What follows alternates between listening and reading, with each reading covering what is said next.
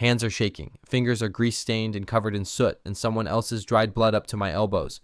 I'm sitting on my haunches, pressing my shoulder blades hard against the ice-cold stone wall of the cave.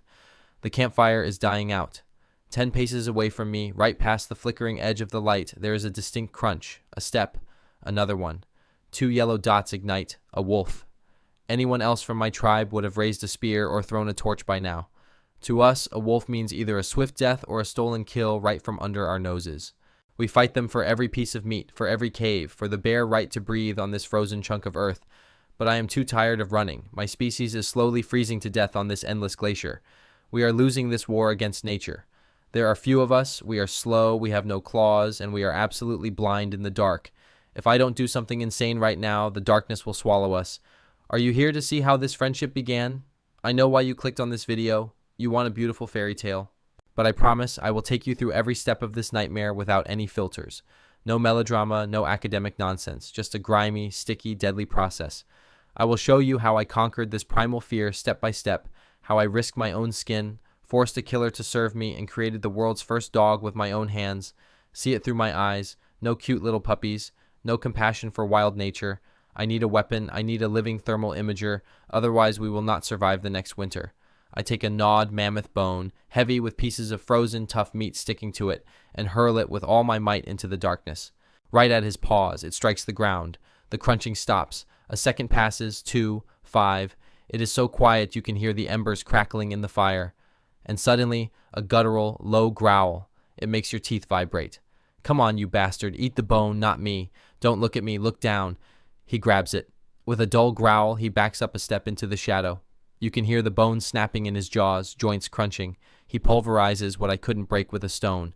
A first victory? Hell no. A fine tremor shakes my body. My heart is pounding against my ribcage so hard it hurts. I made a stupid mistake. Now this beast knows there is food by my fire that doesn't need to be chased for hours. Tomorrow he will return. And he won't come alone, he will bring his whole damn pack. I have either found salvation or personally invited my future killers to my bed.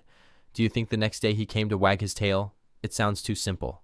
A fair question. How do you not lose your mind from terror when a 200-pound predator approaches your fire every single night, capable of biting through your thigh in a single motion?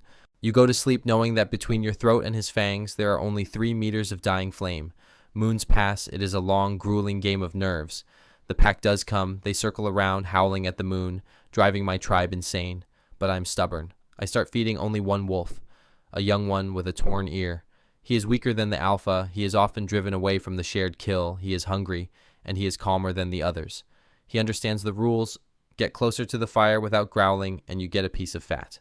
Bare your teeth, and I will throw a burning ember. Tonight he crosses the line. He gets too close. The distance is 1 meter. There is nothing between us. My hand shakes so much I can barely hold the slippery piece of meat, from hand to maw. If he misses, if he twitches, if he decides my fingers are softer and tastier than this fat, I am finished.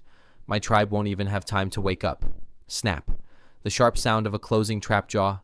Hot breath burns my fingers, but there is no pain. His teeth barely touched my ash-covered skin. Very gently, almost tenderly for a killer, he took the meat. Another piece vanishes into his stomach.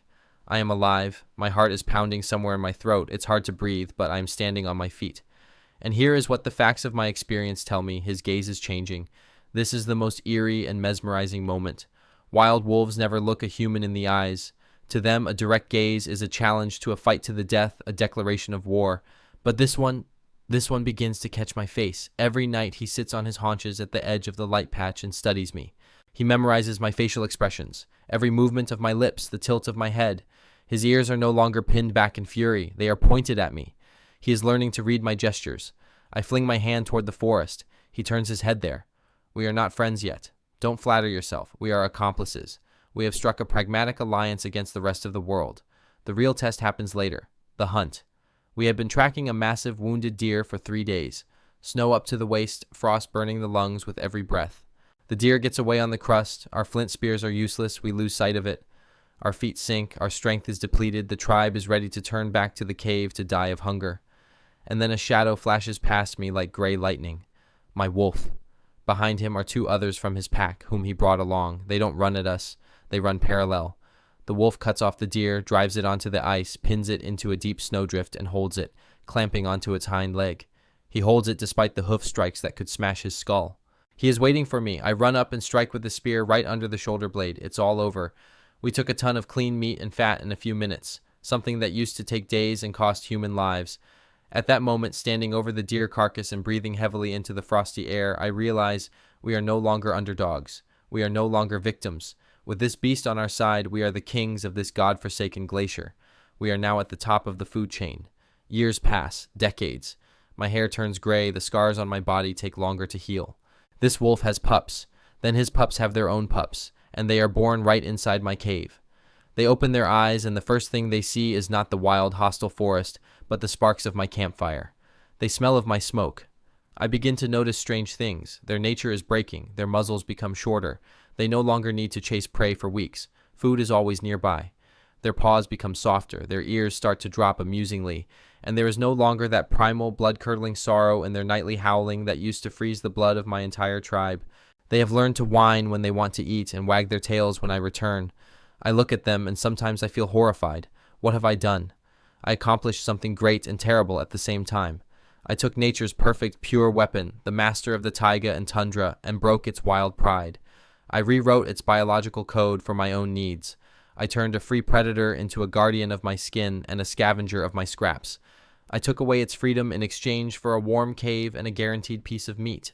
Another fierce, endless night. Outside the cave walls, a blizzard rages with such force that trees crack and break from the cold.